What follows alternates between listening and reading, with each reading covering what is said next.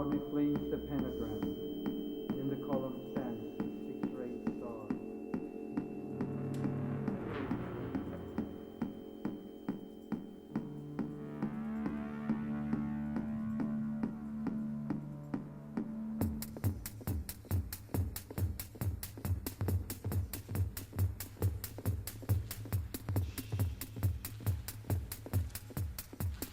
Da.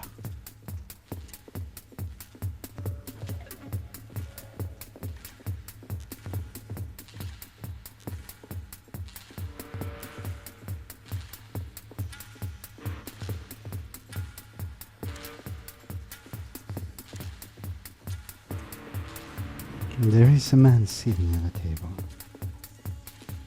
candlelit. He's the only one. Parisian cafe. Outside. Shortly after dusk.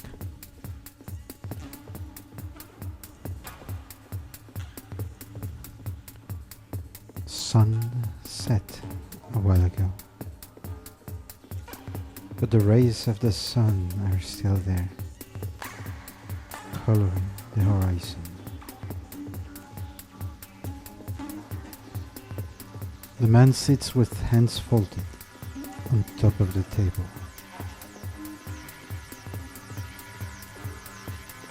Green linen and a single glass of water. No eyes.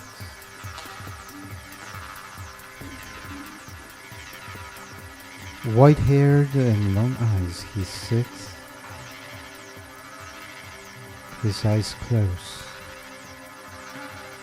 and he nods.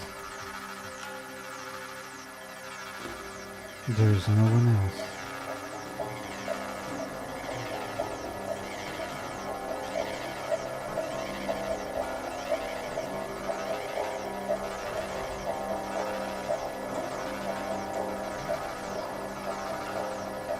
In the center of the table, a single flame burns.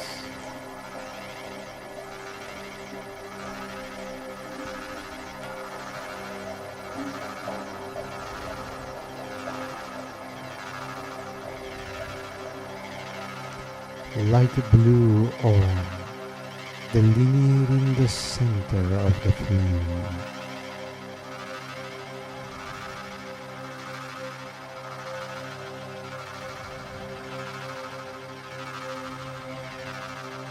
In the center, a cold space.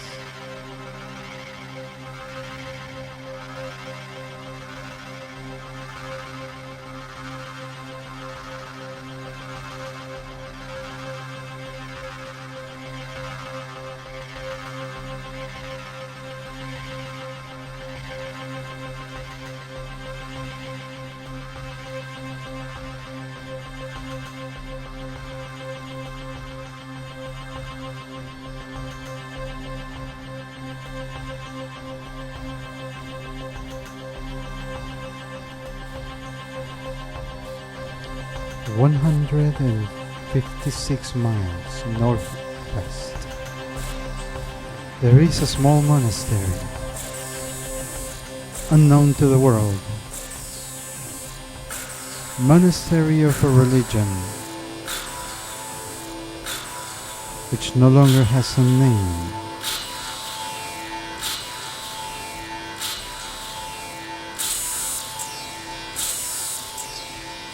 Where monks and nuns dress as ordinary people, go out to work in ordinary jobs,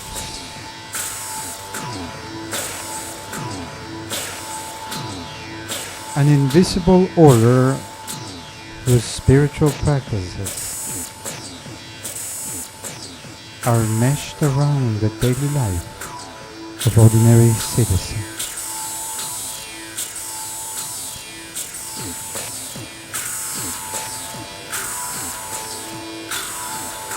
Two nuns meet In the kitchen of this monastery, one nun comes from a warm climate.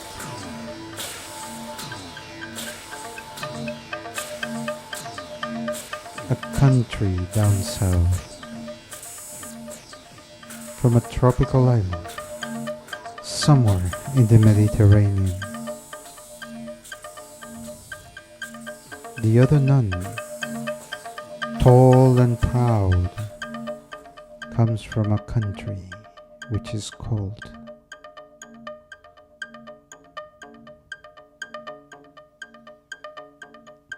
They meet and they talk.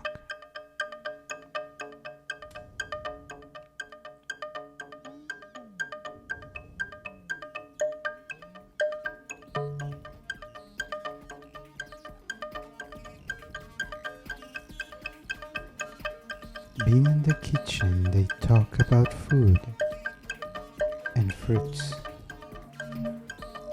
and vegetables.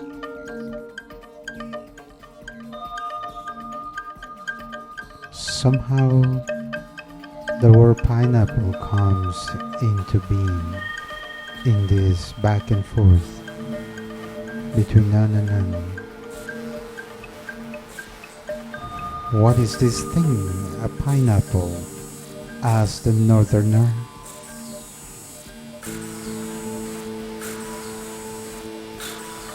It's a most delightful fruit, says the Caribbean nun.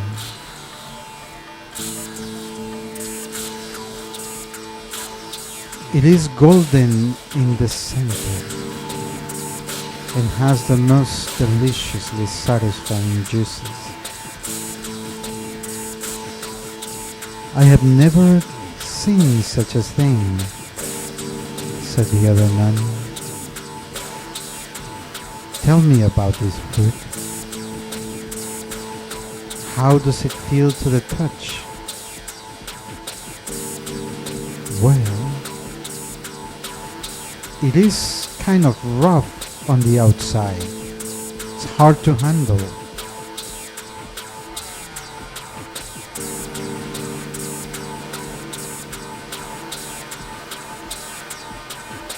Can you describe its taste?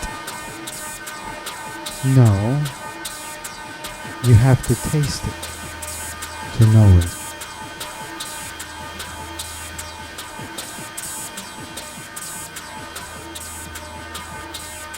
And when they part ways, the northerner thinks to herself,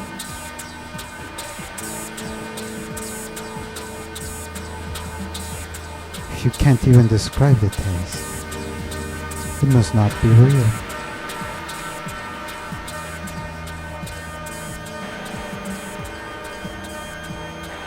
And the southerner leaves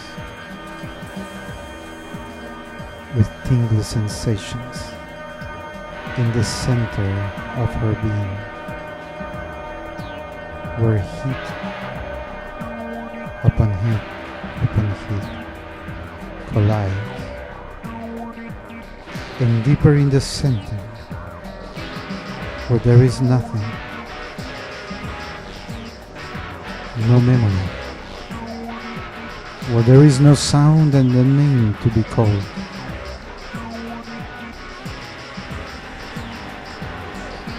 Deep in the center of her consciousness, where there is no nun, no order, no kitchen, no pineapple, just the taste and the smell of the intangible.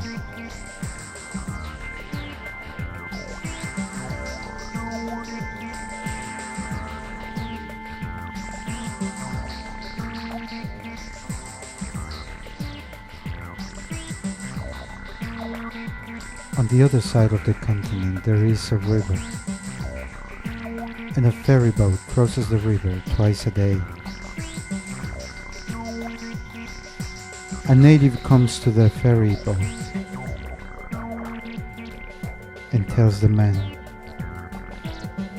What's on the other side? Ah, the most beautiful land. There is a small volume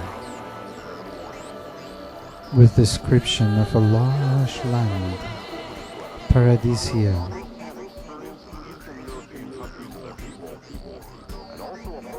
Empty words that would never satisfy the hunger of the soul.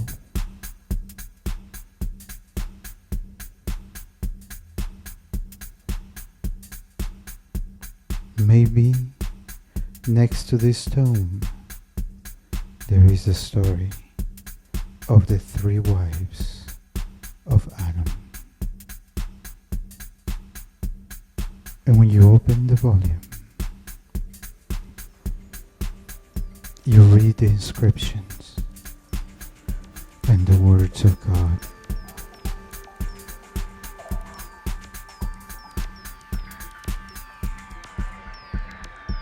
And God created man with eyes of adoration. Empty restaurant in an empty street in a country like any other country. Standing alone in the world, floating in the infinite emptiness of space, following its own orbit, which is no orbit but a slow falling into the center of a burning star. Star where millions of atoms are being forged.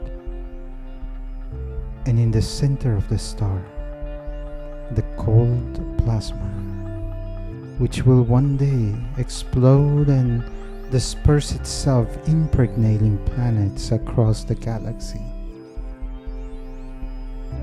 Galaxy that swirls and sings and revolves around and around like the skirt of a Sufi dancer across an empty, cold universe,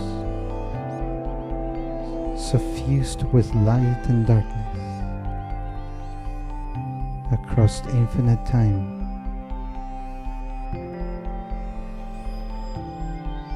And the galaxy dances and swirls around a universe, one of many, created in the dark night of Brahma, who sleeps and dreams, and on each breath a new universe is created.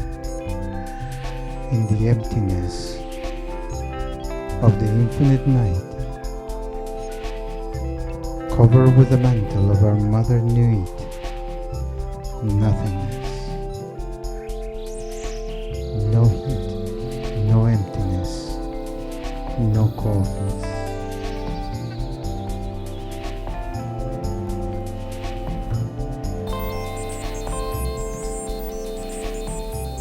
And beyond that, nothing has been written in the annals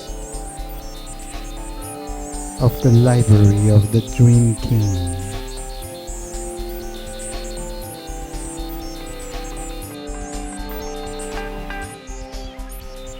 At least that's what I've been told. Word for word, by the strange storyteller.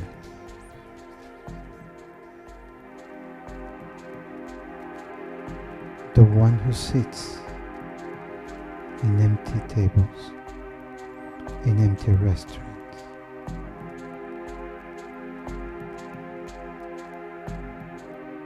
The storyteller who talks to the flames alone.